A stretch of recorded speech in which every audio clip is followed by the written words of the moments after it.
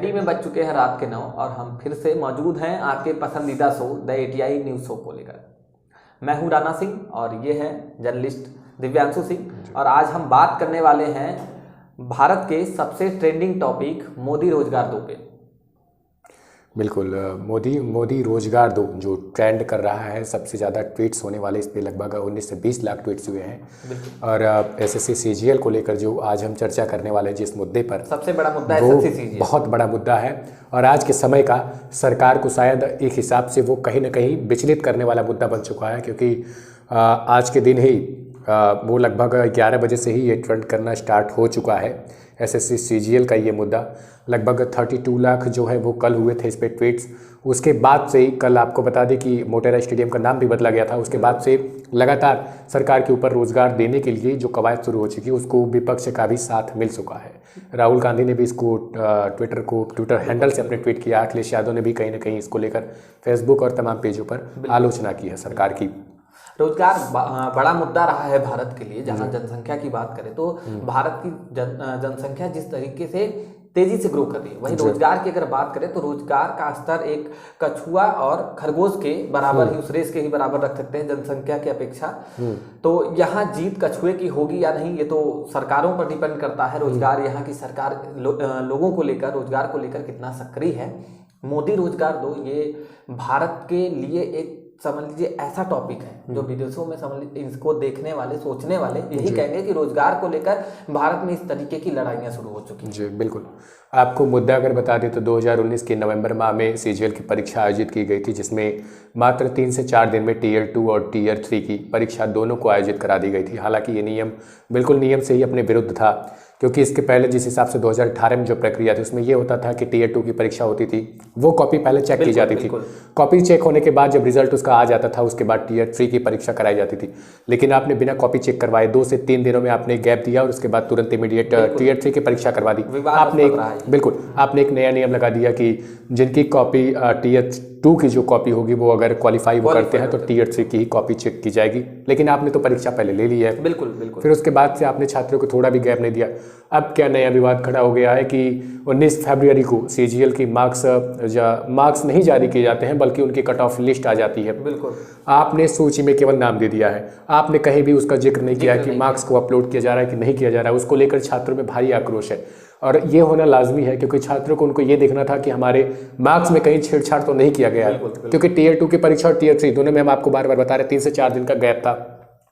छात्रों को ये जानना बेहद रोचक हो जाता है, क्योंकि उन्हें अपनी क्वालिफिकेशन, उन्होंने क्या उतने दौरान पढ़ा है, उनके मार्क्स कितने गए हैं, वो तो जानना उनके लिए लाजमी था। तो वही मुद्दा आज का सबसे विशेष मुद्दा रहा। 2017 से अगर देखा जाए तो एसएससी सीजीएल को लेकर विवाद 2017 से चलता आ रहा है। जहां 2017 में इस तरीके के एग्जाम कराने के बाद रिजल्ट को रोकना, फिर रिजल्ट क्लियर करने के बाद नियुक्तियों को रोकना, फिर 2018 में रिजल्ट को लेकर फिर से वही कहानियां, फिर 19 में 2020 चल रहा है, 2021 में हम आ चुके हैं जी। तो एक लंबा गैप है एसएससी को लेकर विवाद, और सरकार इस तरीके की गलतियां लगातार करते आ रही है 2017 से। इस तरीके की ना ही कोई कमेटी का गठन हुआ है जो इसको देख सके। अगर देखा जाए यूथ का एक मतलब कंट्री है, यूथ कंट्री कही जाती है भारत को।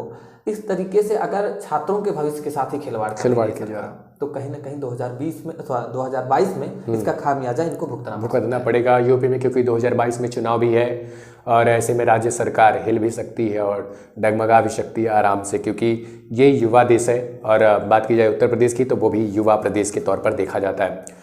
अब बात करें अगर हम नॉर्मलाइजेशन जिसको कवायद जिसकी दी जा रही है एसएससी की तरफ से, लेकिन वो ये भी नहीं क्लियर किया जा रहा है कि नॉर्मलाइजेशन किस हिसाब से किया गया है, बिल्कुल कैसे क्या उसका प्रोसेस रहा है।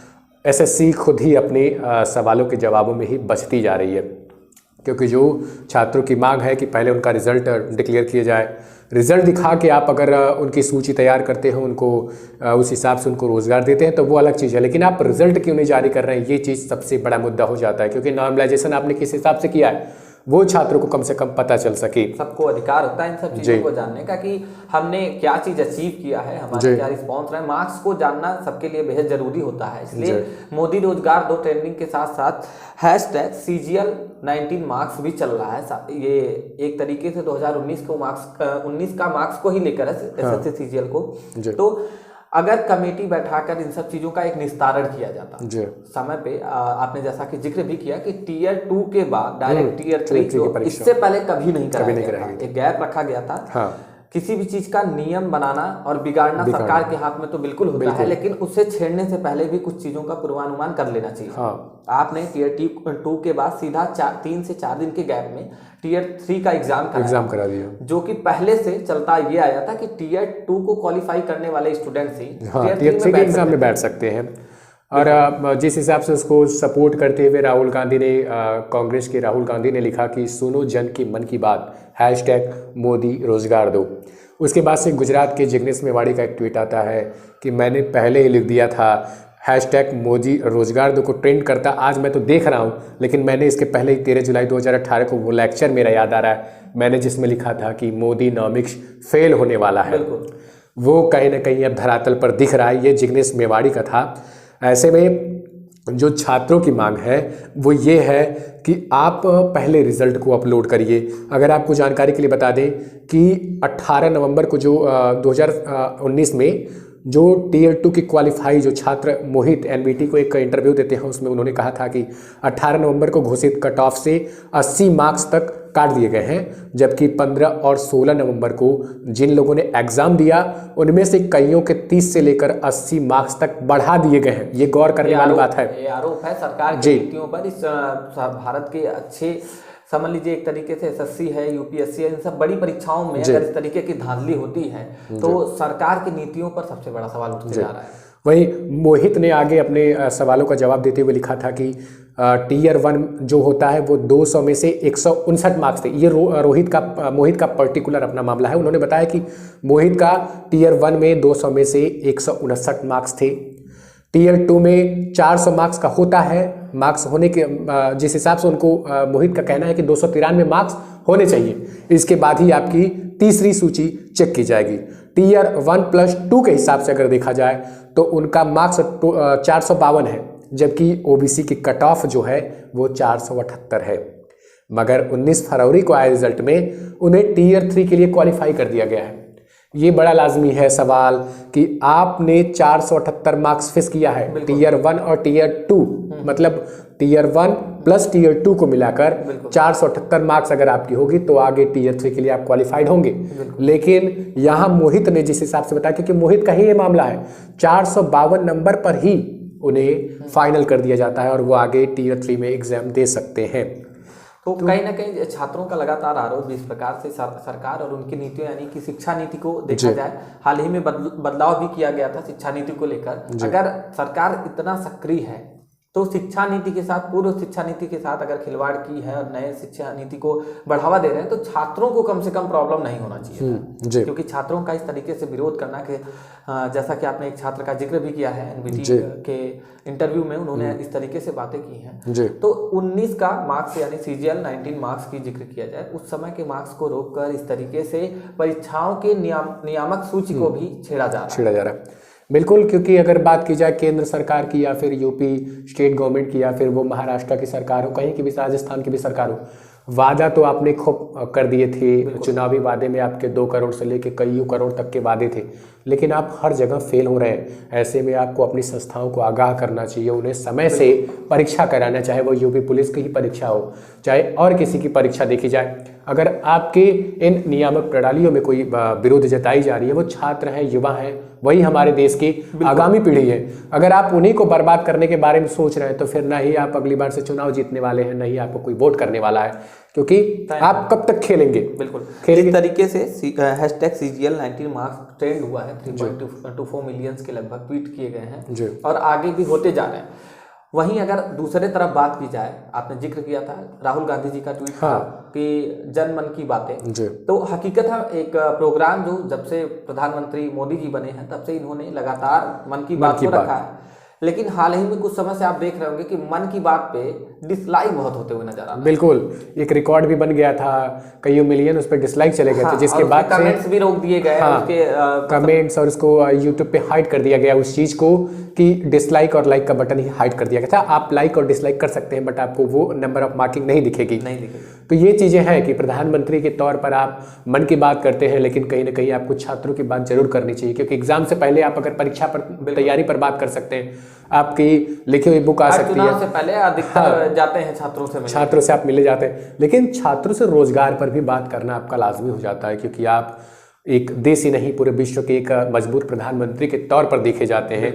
आपने वर्ल्ड में अपना नाम भी बनाया है, लेकिन कहीं ना कहीं आप अपने ही लोगों से हारे हो जा रहे हैं, क्योंकि एक कहावत कही जाती है कि जो किसी और से नहीं हारता वो अपनों से हार जाता है। तो आपको कहीं ना कहीं रोजगार पे बात करनी चाहिए। रोजगार पर बातें तो कहा जाए दिव्यांशु जी इन्होंने काफी की है जी, बातें ही हुई है। रोजगार की स्थिति देखा जाए वर्तमान में तो ये क्या है, ये सोशल नेटवर्क किसी भी देश का सबसे बड़ा आईना होता है। तो सोशल नेटवर्क पे अगर इस तरीके से ट्रेंड हो रहा है CGL 19 मार्क्स या मोदी रोजगार दो, तो ये कहीं ना कहीं इस समय की वर्तमान सरकार के लिए ये बहुत बड़ा जवाबदेही भी बनता है कि आप किस तरीके की हरकत करते हैं या किस तरीके की प्रणाली अपना रहे हैं कि आपका सबसे बड़ा यानी भारत का सबसे देखा जाए तो छात्रों का ही देश कहा जाता है, युद्ध का देश है, तो आप उसमें भी फेल हैं उनको ही खुश करने में। मन की बात का डिसलाइक होना या आप मोदी रोजगार दो को ट्रेंड करना, कहीं ना कहीं ये चीज प्रूव करता है कि अब जनता धीरे धीरे नरेंद्र मोदी से नमो से नाखुश होते हुए नजर आ रही है। और ये सबसे ज्यादा कवायद शुरू की है छात्रों ने, स्टूडेंटों ने, क्योंकि उन्हें रोजगार चाहिए, न कि आप मन की बात करके उनको खुश कर दें, भारत पाकिस्तान और अमेरिका करके आप खुश कर दें, क्योंकि वो चीजें वहीं तक सीमित है, बॉर्डर तक ही उसको सीमित रखी जाए, न कि छात्रों में बुला के आप उसको अलग तौर पर दिखाएं, क्योंकि उन्हें रोजगार चाहिए।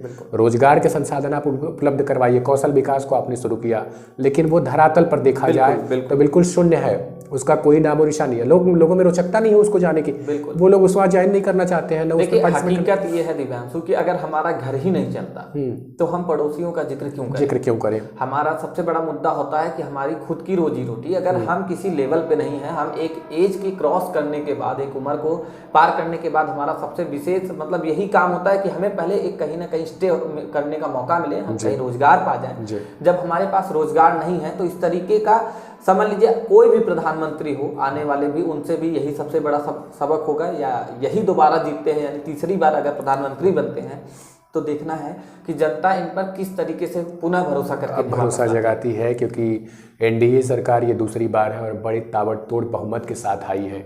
आपको अपनी ताकत का अंदाजा शायद खुद छात्रों को दिखाना चाहिए, बिल्कुल, और उन्हें रोजगार मुहैया करवाना चाहिए, क्योंकि अगर आप रोजगार नहीं देते हैं तो आप भारत को एक गंभीर संकट में डाल रहे हैं। रोजगार में आप अगर जिक्र करें पूर्व में अभी से पहले जो चीजें हुई हैं, लगातार विपक्षियों का विरोध भी होते आया है कि कंपनियों को बेचा जाना, ये बहुत बड़ा मुद्दा रहा है। गुमराह करने वाले लोग भी सक्रिय हुए हैं, कुछ चीजों का समझ लीजिए एक तरीके से एग्रीमेंट होने के बावजूद उसे बेचे जाने की लिस्ट में भी रखा गया है, और कुछ चीजें वाकई बेची गई हैं जिनकी नीलामी हुई है।